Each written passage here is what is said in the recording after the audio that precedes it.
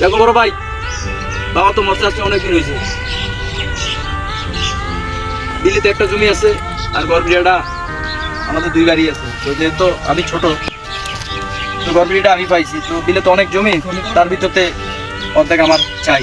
ঠিক আছে ছোট ভাই, তুই তো বাবার এত রাজস্ব বইয়া রইছস, বিলে একটা জমিন আছে, এই জমিনটা আমি বড় আমাকে দে, এটা আমি পাই। দেখো বড় ভাই, যতই যা বলো, বিলের জমি অর্ধেক আমার লাগবেই। আর কিভাবে নেব এটা আমার ভালো করেই জানা আছে। তুমি হয়তো আমাকে চিনো না, আমিও দেখাই দিব কিভাবে বিলের জমি দখল করতে হয়। ঠিক আছে, তুই ছোট দেন আমার হুমকি যাস, তা আমিও দেখবো কিভাবে তুই আমার তো জমি নিতে চাস। নাপিত, বড় ভাই লাগে তো আমার কথাই মিলতেছে না। ল এবার যে জমিটা ভাগ করে আলাই, চল মানা করে দিন, চল।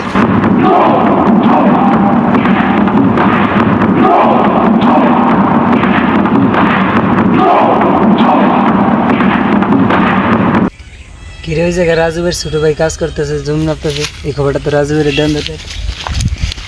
রাজু ভাই আপনার ছোট ভাই তো ওই জায়গায় জমি নাপতেছে। সে এত বড় সাহস কেন পারলেন? ওই ল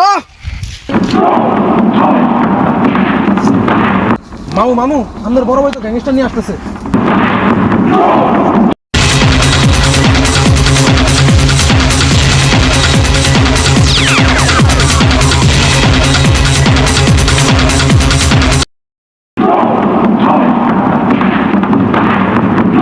তুই না সপ্তাহ বলার কারণ তুই জমি আবার তুই খুঁড়া গাড়লি ছোট।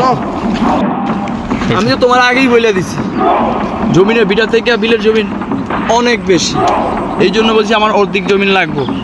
তুই বাইরের লোক সত্যি দাবি করবি, মারামারি কত যাবি? ঠিক আছে চলো, চল মারামারি করবো।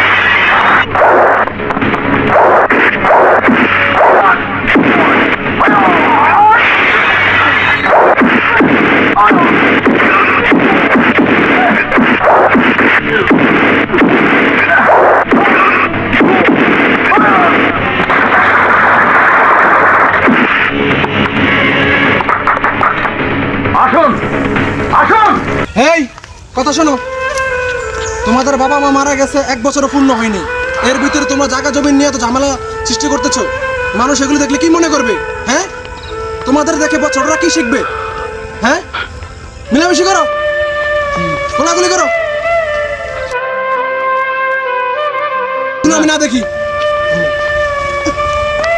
ফাজিল কোথাকার।